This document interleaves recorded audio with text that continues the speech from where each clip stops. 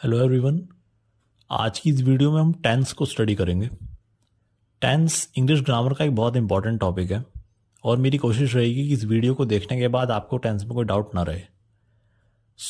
Tense जिसे हिंदी में काल भी कहते हैं, 3 टाइप्स के होते हैं: present tense, past tense and future tense.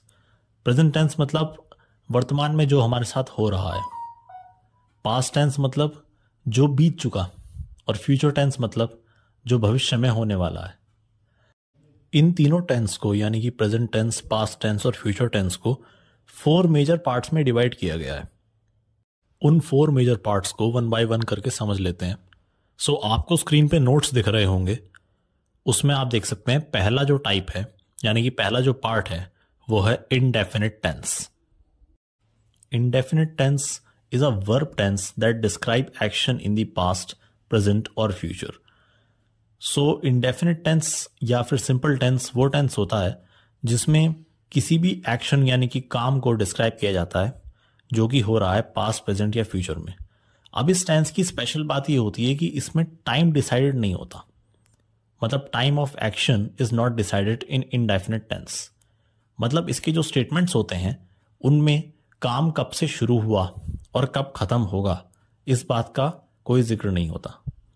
Hindi में समझेंगे तो ऐसे वाक्य जिनका समय निर्धारित नहीं होता। इसके एग्जाम्पल से समझ लेते हैं। आई प्ले चेस, मैं चेस खेलता हूं। कब से खेलता हूं, कब तक खेलूंगा, इस बात का कुछ भी इसमें मेंशनिंग नहीं है। दूसरा एग्जाम्पल देख लेते हैं। आई स्पीक इंग्लिश, मैं इंग्लिश बोलता हूं। कब से बोलता हूं, कब तक बोलूंगा, ये बात इसमें मेंशन नहीं है।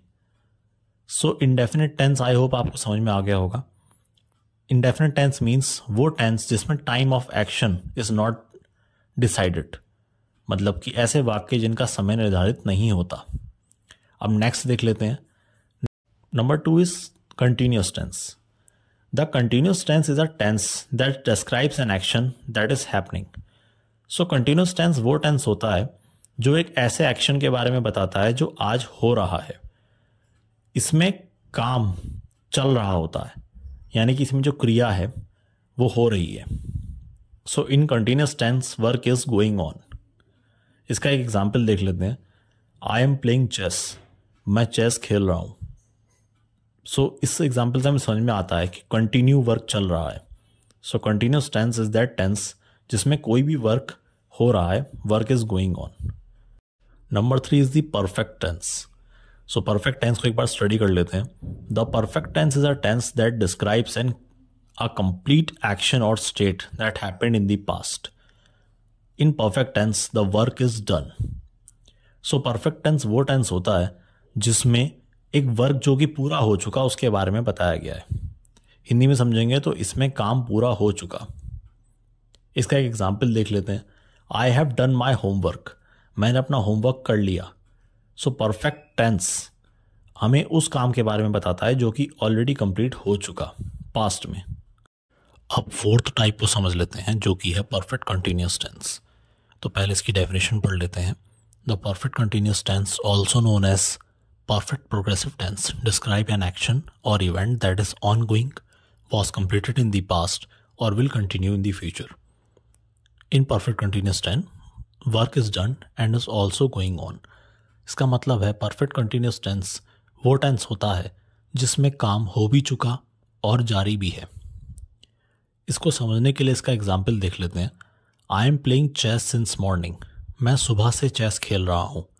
सुबह से खेल रहा हूँ और अभी भी खेल रहा हूँ, यानी कि काम हो भी चुका और जारी भी है। इसका एक एग्जाम्पल और देख लेते हैं। I am speaking English since 5 years, मैं पिछले 5 साल से इंग्लिश बोलता हूँ। पिछले 5 साल से बोल रहा हूँ और अभी भी बोल रहा हूँ। इसका मतलब है कि परफेक्ट कंटिन्यूअस टेंस वो टेंस होता है जिसमें काम हो भी चुका है और चल भी रहा है।